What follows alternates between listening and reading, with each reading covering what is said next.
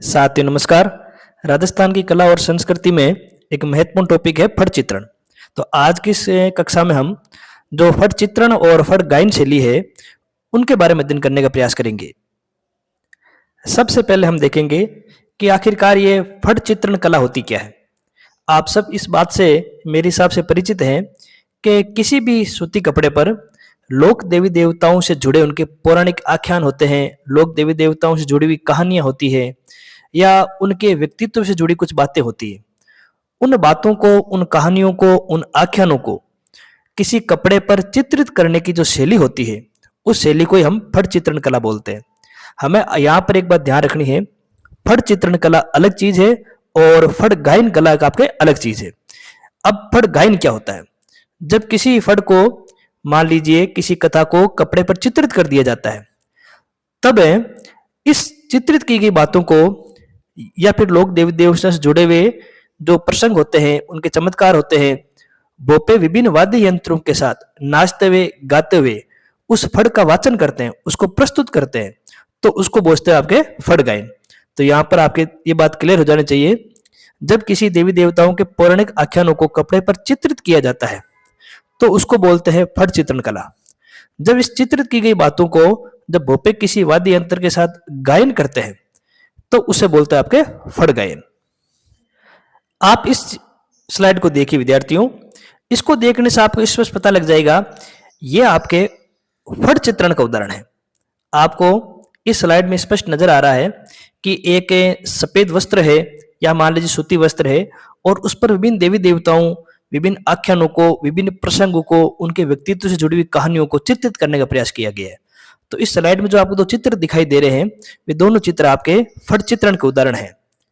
इस स्लाइड में देखिए, एक जो भोपा है वो विशेष प्रकार के वाद्य यंत्र के माध्यम से आपके जो पीछे जो फड़ है जिस पर चित्रण दिखाई दे रहा है उसका वाचन करने का प्रयास कर रहा है।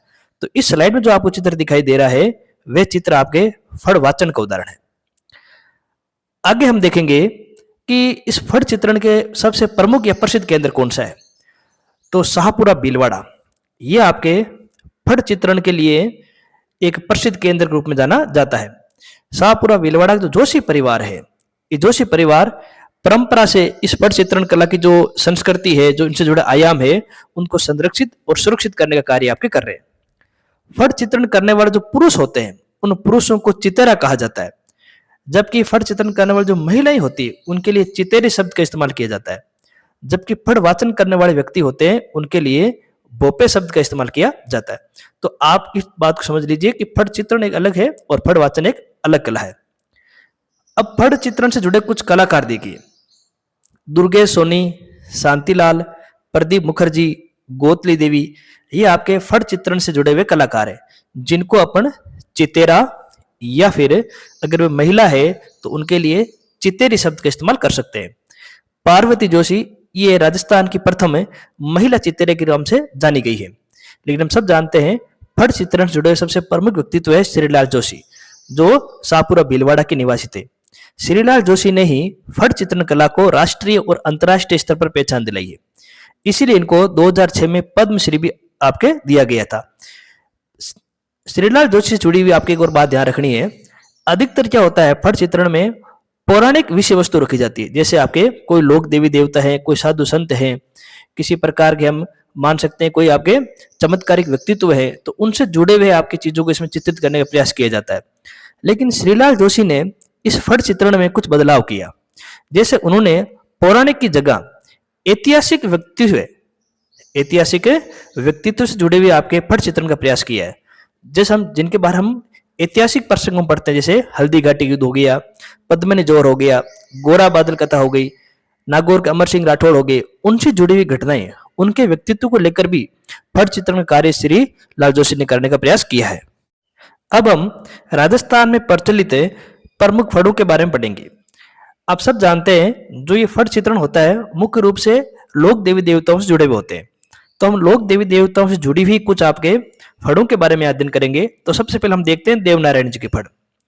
देवनारायण जी की फड़ को सबसे लंबी, सबसे प्राचीन और सर्वाधिक चित्रांकन वाली फड़ माना जाता है। गुर्जर जाति के जो भोपे होते हैं वे जंतर वाद्य यंत्र के साथ इस फड़ का वाचन करते हैं। एक और आप महत्वपूर्ण बात का ध्यान रखेंगे, देवनारायण जी का फड़ वो पहली फड़ है जिन पर 2 सितंबर 1992 को डाक टिकट जारी किया गया था, तो इस बात को भी आप ध्यान रखें। फिर हम देखते हैं पाबू जी की फड़।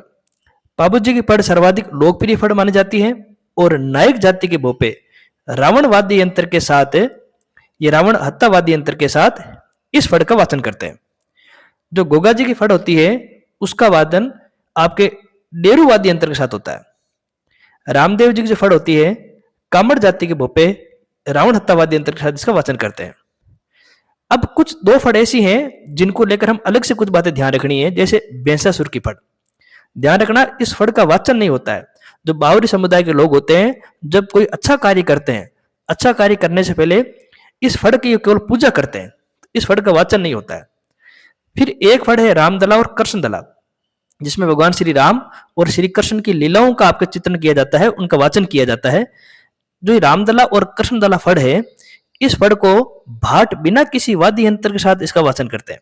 तो आपने देवनारायण जी की फड़, बाबू जी की फड़, गोगा जी की फड़, रामदेव जी की फड़, भैंसासुर की फड़ और रामदल्ला की फड़ के बारे में देख लिया है। अगर फड़ चित्रण कला से जुड़े हुए अगर हम अन्य आयामों को देखेंगे तो इसमें रंगों का विशेष महत्व होता है। जब फड़ चित्रण किया जाता है तो उसमें हल्का पीला, सिंदूरी, गहरा पीला, पीला और हरा, भूरा, लाल, काला और आसमानी रंग जैसे रंगों का प्रयोग किया जाता है। तो कई बार परीक्षा में पूछते हैं कि फड़ चित्रण में किन किन रंगों का प्रयोग किया जाता है, तो उसका उत्तर आपको यहां मिल जाएगा। लेकिन इन रंगों में जो सर्वाधिक रंग इस्तेमाल किए जाते हैं वह है लाल और हरा। रंग बनाने के लिए पत्थरों का, वनस्पति का और रासायनिक रंगों का प्रयोग किया जाता है। ध्यान रखेंगे जब फड़ का चित्रण किया जाता है तो पत्थरों से निर्मित रंग, वनस्पति से निर्मित रंग और आधुनिक काल में प्रचलित रासायनिक रंगों का प्रयोग करते हुए इसका चित्रण होता है। जो ये रंग आप देख रहे हैं इन रंगों का विशेष तौर से प्रतीकात्मक प्रयोग होता है। जैसे जब किसी फड़ में मान लीजिए कोई विशिष्ट चरित्र है, कोई मुख्य चरित्र है, उसकी जब वेशभूषा बनाई जाएगी तो उस वेशभूषा रंग लाल रखा जाएगा।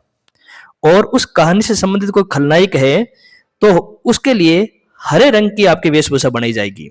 जो देवियां होती है उनको नीले रंग से, जो देव होते हैं उनको लाल रंग से, जो राक्षस होते हैं उनको काले रंग से, और जो साधु होते हैं उनके लिए सफेद और पीले रंग का इस्तेमाल किया जाता है। तो वेशभूषा के लिए अलग रंग होते हैं और उनको शरीर को प्रदर्शित करने के लिए भी आपके अलग अलग रंग होते हैं। तो हम कह सकते हैं कि फड़ चित्रण में रंगों का विशेष महत्व होता है। फड़ तो प्रयुक्त जो सूती कपड़ा होता है उसको रेजी या रेजा कहा जाता है, ये भी परीक्षा में प्रश्न पूछा जा चुका है। एक बात आप ध्यान रखेंगे कि जब फड़ चित्रण या फड़ वाचन कला पढ़ते हैं तो केवल आप उनको वाचन और चित्रण से जुड़ा नहीं देखें। जो फड़ कला है ये लोक नाट्य, गायन, वादन, मौखिक साहित्य, लोक चित्रकला और लोक धर्म का अनूठा संगम है। जब इसको प्रस्तुत किया जाता है तो एक प्रकार का लोक नाट्य बन जाता है। प्रस्तुत करने पर इसको गाया जाता है तो गायन हो गया, वाद्य यंत्र बजाया जाता है तो वादन हो गया, इसमें मौखिक रूप से बातों को बताया जाता है तो मौखिक साहित्य हो गया। क्योंकि चित्रण करते हैं हमारे लोक देवी देवताओं से जुड़ी हुई है, लोक परंपराओं से जुड़ी हुई है, तो लोक चित्रकला होगी। इसमें धर्म का विशेष महत्व होता है। जो स्थानीय धर्म है उसके तत्व इसमें सम्मिलित होते हैं, इसलिए लोक धर्म का अनूठा संगम हो गया है। तो ध्यान रखेंगे आरएस मेन जैसी परीक्षा में ऐसे प्रश्न पूछने की संभावना रहती है कि फड़ कला को लोक नाट्य, गायन, वादन, मौखिक साहित्य, लोक चित्रकला और लोक धर्म का अनूठा संगम क्यों कहा जाता है, तो उसका उत्तर आपको मिल जाएगा। आगे हम देखेंगे कि क्या फड़ चित्रण कला वर्तमान में प्रासंगिक है। आरएस मेन जैसे एग्जाम में ऐसे प्रश्न पूछने की पूरी संभावना रहती है। बच्चे केवल फड़ को रटकर जाते हैं और प्रश्न यहाँ से पूछ लिए जाते हैं और फिर आप उनको उत्तर से लिख नहीं पाते। हमें जब कोई भी टॉपिक पढ़ते हैं तो हमें अपना आप से एक प्रश्न पूछना है कि जो कला संस्कृति हम टॉपिक पढ़ रहे हैं क्या वो आज भी प्रासंगिक है, क्या उस कला का आज भी कोई महत्व है। तो हम देख सकते हैं कि फड़ चित्रण कला का वर्तमान में भी उपयोग है, उसकी वर्तमान में प्रासंगिकता बनी हुई, उसकी वैल्यू बनी हुई। कैसे? फड़ चित्रण और फड़ वाचन से हमारी जो संस्कृति है, जो हमारी धार्मिक जड़ें हैं, उनको बनाए रखने में हम सफल हुए हैं। जो हमारी प्राचीन संस्कृति है, हमारे प्राचीन धार्मिक तत्व हैं, उनको जीवित रखने के लिए आपके एक पीढ़ी से दूसरी पीढ़ी तक उसको पहुंचाने के लिए इस फड़ चित्रण और फड़ वाचन का महत्वपूर्ण योगदान रहा है। आधुनिक काल के जो बच्चे हैं या आधुनिक युग के जो आपके विद्यार्थी हैं वो इस बात को परिचित हो जाते हैं कि प्राचीन काल में कौन कौन सी कलाएं हमारे समाज में प्रचलित थी। वही तभी संभव है जब हम फड़ चित्रण और फड़ वाचन जैसी जो कलाएं हैं उनका इस्तेमाल कर पाते हैं। ये आर्थिक सशक्तिकरण का भी माध्यम है। कैसे? कि जो फट चित्रण करते हैं, फट आपके वादन करते हैं, उनके लिए एक प्रकार के रोजगार का साधन भी है। जैसे जो बोपे समुदाय के लोग हैं, उनका जीवन तो इसी प्रकार के फट वादन पर ही टिका हुआ है। जैसे मान लीजिए आपके जोशी परिवार है, तो उनका तो आपके भरण पोषण इस फट चित्रण पर ही टिका हुआ है। तो फट चित्रण और फट वाचन एक प्रकार के आर्थिक सशक्तिकरण का भी माध्यम है। यह सामूहिक मनोरंजन का आयाम है। वर्तमान युग में जब एक ही परिवार के कुछ आपके लोग अलग अलग कमरों में अलग अलग मनोरंजन के साधन का प्रयोग करते हैं, उसकी जगह जो ये फट वादन है, ये सामूहिक मनोरंजन का आयाम है। खूब सारे आपके लोग एक साथ बैठते हैं, उसको देखते हैं, उसको सुनते हैं, उसके बारे में समझते हैं। तो सामूहिक मनोरंजन का आयाम में फट चित्रण महत्वपूर्ण भूमिका निभा रही है। राष्ट्रीय और अंतर्राष्ट्रीय पहचान प्राप्त करने में सफल। देखिए, फट कला से राजस्थान राष्ट्रीय स्तर पर भी आपके उपलब्ध हुआ है और अंतर्राष्ट्रीय स्तर पर भी राजस्थान को उपलब्धि प्राप्त हुई है। तो फट चित्रण ने कहीं न कहीं राजस्थान की संस्कृति को और राजस्थान की कला को बचाए रखने के लिए, बनाए रखने के लिए अहम योगदान दिया है। इस कला ने आधुनिक अनुकरण भी किया है। देखिए, समय के साथ जो कला परिवर्तित नहीं होती, उसमें कुछ बदलाव नहीं आता है, तो कला विलुप्त हो जाती है। लेकिन फट कला में ऐसा आपको दिखाई नहीं देता। चाहे फट चित्रण देख लीजिए, चाहे फट वाचन देख लीजिए, इन्होंने अपने आप में आधुनिक सिद्धांतों का समावेश कर लिया। अब वो समावेश कैसे किया है? जैसे प्राचीन काल में इसमें केवल आपके पौराणिक आख्यानों को चित्रित किया जाता था, पौराणिक आख्यानों को आपके वादन किया जाता था। लेकिन समय के साथ इसमें पौराणिक के साथ इसमें ऐतिहासिक तत्व भी शामिल हो गए। जो हमारे राजपूताना से जुड़े विभिन्न जो शासक हैं, महत्वपूर्ण व्यक्तित्व हैं, उनके लिए भी फट चित्रण और फट वादन किया जाने लगा।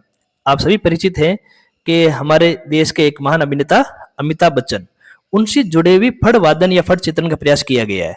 तो इस कला ने अपने आप में आधुनिक तत्वों को समावेश करते हुए अपने आप को प्रासंगिक रखने का प्रयास किया है। साथियों, आज की कक्षा में हमने फट चित्रण कला क्या होती है, फट गायन कला क्या होती है, इसके दोनों हमने चित्र देखने का प्रयास किया है। प्रसिद्ध केंद्र कौन से हैं, फट चित्रण करने वाले जो आप कलाकार हैं वो किस नाम से जाने गए हैं, फट वाचन करने वाले कलाकार किस नाम से जाने जाते हैं, इसके प्रमुख कलाकार कौन है, श्रीलाल जोशी का इसमें क्या योगदान रहा है, जो राजस्थान में प्रचलित फट हैं उनके बारे में हमने महत्वपूर्ण तथ्यों का अध्ययन किया है। फट चित्रण और फट वाचन से जुड़े हुए आयाम है उनको देखने का प्रयास किया है, और अंत में इस कला की वर्तमान में क्या प्रासंगिकता बनी हुई इसको हमने देखा है। अब अगली कक्षा में किसी और विशिष्ट टॉपिक के साथ हम आएंगे। तब तक के लिए धन्यवाद।